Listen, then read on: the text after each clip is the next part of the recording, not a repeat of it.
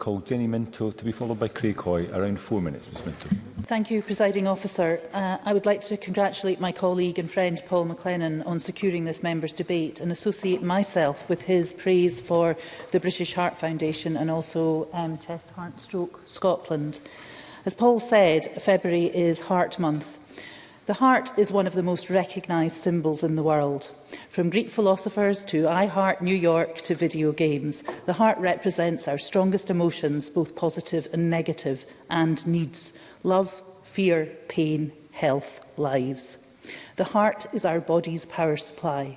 Without it, nothing works. Electric pulses created by your heart supply energy to every organ in your body. If that power is switched off, if your heart stops, blood and oxygen no longer flow. You start to die.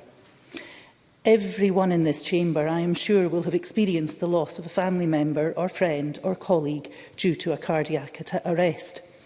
Many of us too will know the relief of having a loved one survive.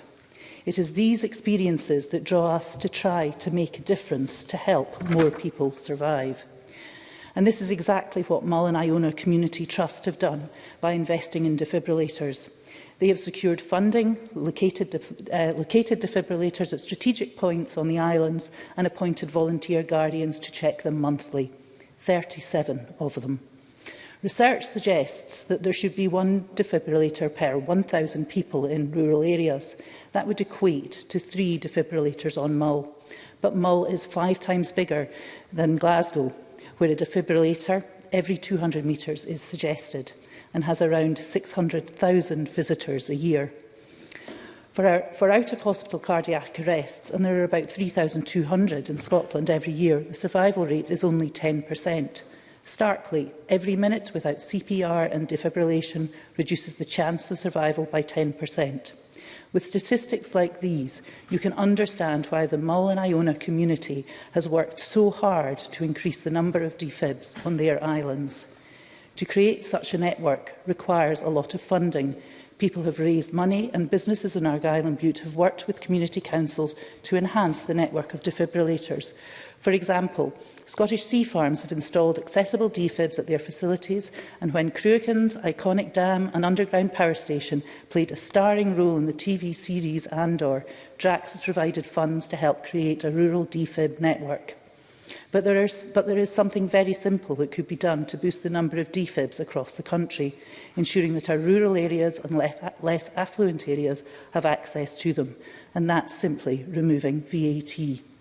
I have twice written to the Chancellor of the Exchequer requesting that this modest proposal be considered.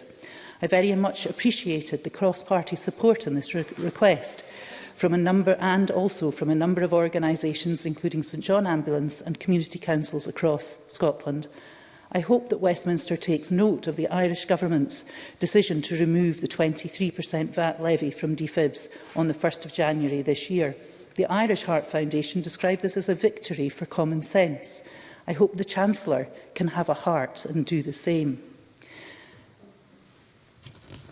I and others won't be giving up. It is just too important. But in the meantime, as Paul has said, there are 2 things that BHF Scotland are asking us to do. Ensure that defibs in your area are all on the circuit.